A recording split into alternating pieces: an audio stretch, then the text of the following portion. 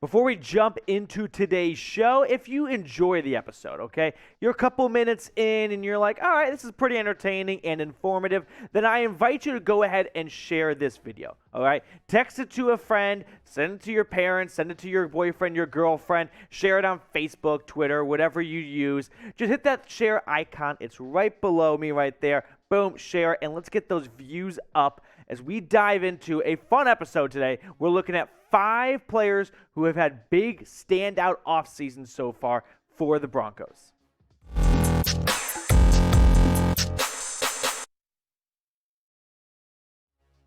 What is going on, Broncos country? Welcome into the Broncos Breakdown by Chat Sports. Matthew Peterson here, and I've got a fun video planned out for everyone today. We're going to kind of look at the roundup from minicamp tomorrow, but today I thought, you know what? Let's look at OTAs and minicamp, kind of make a little peanut butter and jelly sandwich between those two, and see 5 players who have been the biggest standout so far, all right? Let's kick things off by looking at someone on the defensive line, Dremont Jones. I'm going to go with Jones because he has been a very popular player this offseason. In fact, you just kind of hop on Broncos Twitter, it may be, and he's been a popular, sleeper pick for 2022. There's tons of superlatives out there of different players who could fit this mold or that mold, and Dremont Jones has been, hey, tickle him in your sleeper file because he has been sneaky good this offseason, and he's been sneaky good for a little bit now. Could he make that big jump forward in 2022? So let's look at some of quotes from Dremont Jones because I think they're kind of interesting. Before minicamp started, he said, "I'll probably take a couple of days off at max, just like a vacation, but 100% of my day is going to be consumed with training, football, and getting with my guy back at home.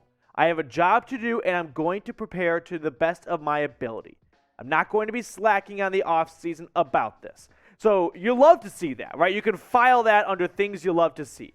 Now, there's also been some talk out there about whether Dremont Jones is worried about going up against Russell Wilson, because that's a lot more of a challenge in practice than, say, no offense, Drew Lock or Teddy Bridgewater, right? So he was asked by a reporter, hey, are you a little nervous, a little difficult, worried about going up against Russ in practice? He goes, no. And the reporter says, why? And he said, I'm good at football. That's what I think. That's why. The guy's got some swagger. He's got some confidence to him. You love to see it, especially what he did last season for the Broncos. After Shelby Harris, he was the sack leader. That's some Broncos trivia right there. One, you kind of don't even remember Shelby Harris leading the team in sacks last season. I mean, it's weird to say this team lost their number one sacker, right? And that sounded so strange. The number one sack guy for this team last year. But 5.5 sacks last season. Dremont Jones could definitely take a huge step forward in 2022. And he's on a path to do that, okay? He's having a great offseason so far. He is impressing at at minicamp and OTA. So let me pose this question to you. Will Dremont Jones lead the Broncos in sacks? He was second last year with 5.5 behind Shelby Harris. It's a little different, though, because you would expect Bradley Chubb or big free agent money, Randy Gregory, to be that number one guy, but neither player has shown that they can play a full season. So that's why I think Dremont Jones may have a path to being the sack leader. Next standout is Pat Surtain II. This is just a star in the making, and it has been that way since he was picked 9th overall, right? I mean, first off, I'll say this. How about this hot take? Pat Surtain will be a top 10 corner in 2022. He's right there on the line. If he's not top 10 right now, right, if he's not 9, 8, maybe 7, he's 11 or 12. He's right on the edge. But after this season, there will be no doubt he is a top 10 cornerback in the National Football League. He has been getting praise all off season long, all right? His own teammate, Ronald Darby, was talking about Surtain. Throw it on screen, Trace. Look what he said. Pro Bowl for sure. I know he's going to do great this year. And it's not just guys in the locker room that are obsessed with PS2. I mean, look at one of the best to ever play the position, Richard Sherman, saying his rookie tape is teach tape. When you are a rookie and you are being used as an example, first off, there's no better feeling, whether it's in elementary school to wherever you work right now, when your boss, your teacher uses your work as an example to others, that's a great feeling, right? We can all agree. But imagine being a rookie and everyone looking over and going, how'd you do that? Oh, you did that? Oh, okay. That's how awesome he was last year. And he has been awesome so far this offseason. If you don't remember, 4 interceptions. He had a pick 6 in that Chargers game. Look at that. Look at that picture in the background right there. But Surtain has been a stud at practices. That's why he's not just been awesome so far this season or this past season, but throughout OTAs and into minicamp now, he has shown that he is a rising star in this league. And you can make a case, honestly, for I think in terms of best defensive players on this team, I'd still go Justin Simmons 1, Surtain 2nd, right? I don't think it's Chubb or Gregory. Neither has shown the best ability, which is availability, outside of Chubb's rookie season. And that's not a knock against them. Well, for Gregory a little bit. But for Chubb, at least, you can't control injuries, so that's not something I'm holding against him. But Surtain, maybe midway through this year, will be the number 1 player on this defense. So let's show the guys some love, right? Let's show the future of this Broncos secondary some love by hitting that thumbs up icon, because you better believe this. Players and their group and their family and their friends, they name search.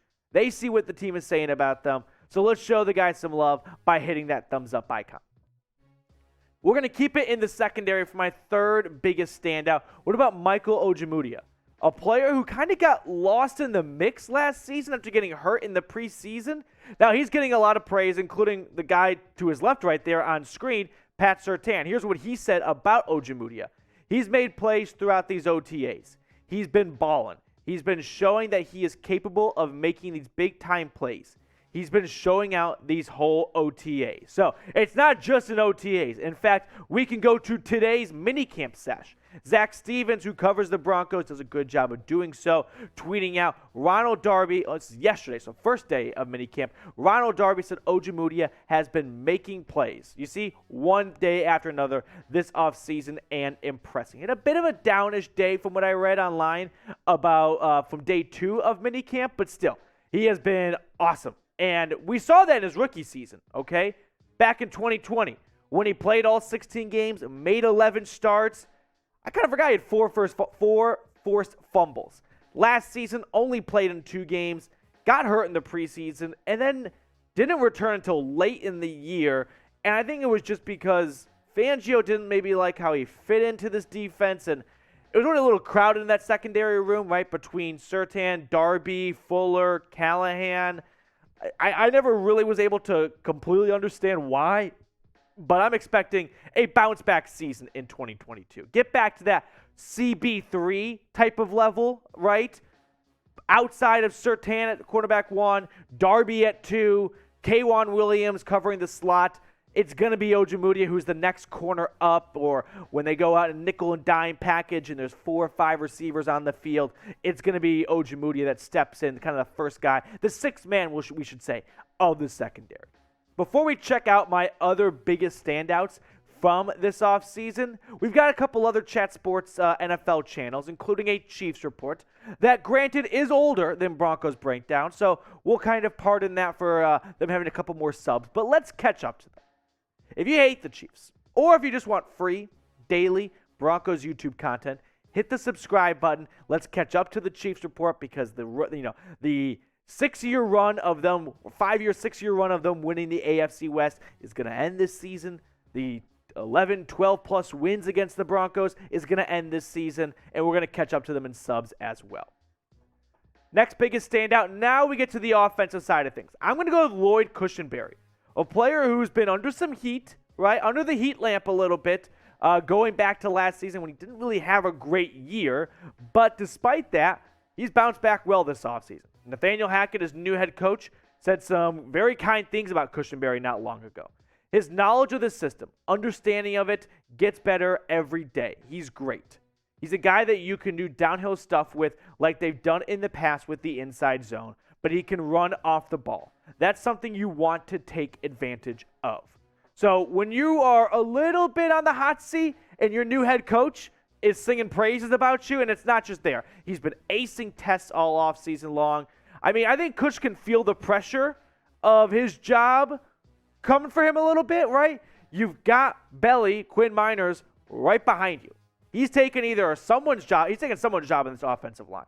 Whether it's Rise Now, Glasgow, or Cush, he's starting, I believe. And last season for Cushenberry, not the best season. All right, if you look at PFF grades, which is a good metric to use when evaluating offensive linemen, he ranked middle of the pack, 21 out of 39, overall 64.2. He gave up 5 sacks, I believe, 7 penalties allowed. So I'm feeling a bounce-back season for Cush because I liked him coming out of LSU, and I thought he had some good moments in his rookie season. Now you just got to kind of put it all together because offensive linemen are kind of the opposite sometimes of, like, say, running backs, all right? Where running backs are best maybe earlier in their career.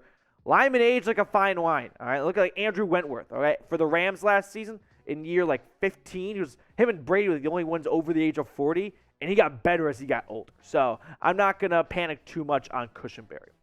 We've got one more standout to get to, but first I want to tell everyone watching about a sale going on thanks to our friends at Fanatics. So if you want this awesome Broncos shirt or other gear, just go to chatsports.com/Broncos shirt. I've got that link for you in the comments and the description of today's video. It's a hot one. All right, we all know that. It's been a hot summer, so make sure you're cooling off with some Broncos gear by going to chatsports.com/Broncos shirt and taking advantage of that 25% off sale. Fifth and final biggest standout. Could I do a video without mentioning Russell Wilson? Like, I know I'm becoming a bit of a hoe for this, but Russ he's been that guy, all right? It would be criminal if I did not put Russell Wilson. And let's be honest, there's some people out there that are drooling at the mouth a little bit too much, and I get swept up and caught up in that just every now and then. But where do you begin with talking about the impact that Russell Wilson has already made on this team, and they haven't even played an actual organized game of football? He has just been that influential and impactful, I think we'll go with. There's a lot of words you could describe. Put a Mad Lib. Put your own word in there. But you could go back to early in OTAs when Andrew Mason, who covers the team, wrote about Russell Wilson and said this: after one day of watching Russell Wilson, I might have to ditch one of my most commonly used phrases, at least when it comes to evaluating the Denver offense. Would have been a sack under game conditions. Listen, Russell Wilson, since stepping foot into the state of Colorado, has brought a different energy to this team. All right, it's one of those cliches. The water's different, the air's a little crisp, a little cooler, a little nicer. He has just had that type of impact where he has elevated everyone around him. The defense feels the pressure to bring it a little more because they're going up against one of the league's best.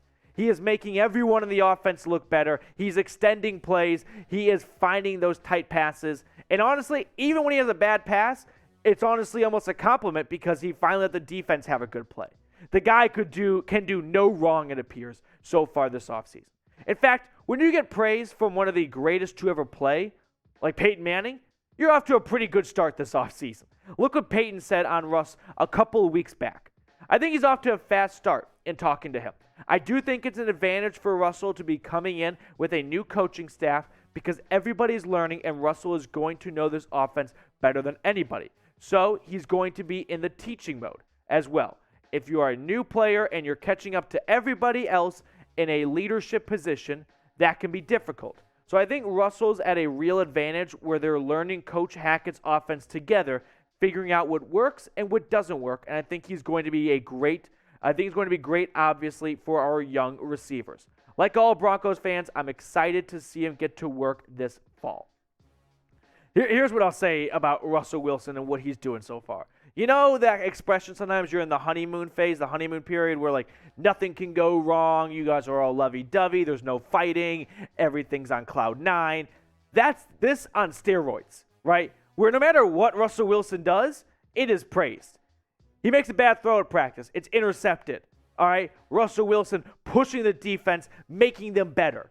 Everything he does is complimented. He's in that stage right now where he is a saint, all right? He is he's hanging out with God upstairs, and he's like, I can do no wrong. That's where Russell Wilson really is, in my mind, in this Broncos leadership fan base, and I point of view, meaning no matter what, Russ is right, Russ is perfect, Russ is everything. This honeymoon phase is just on steroids. So let's show the guy some love because let's face it, he's been getting a ton so far since coming over from Seattle. Put his jersey number 3 down below in the comments section just to root him on a little bit and show the guy some love. All right, to wrap it up here, we've got some super thanks to get to. So if you don't know what a super thanks is, if you want to donate to our show, make a contribution if you like the show, like Nate does, for example. Nate Williams, shout out to you, my guy. He is the #1 super thanker here on the channel. Nate says, I don't know how you guys do it.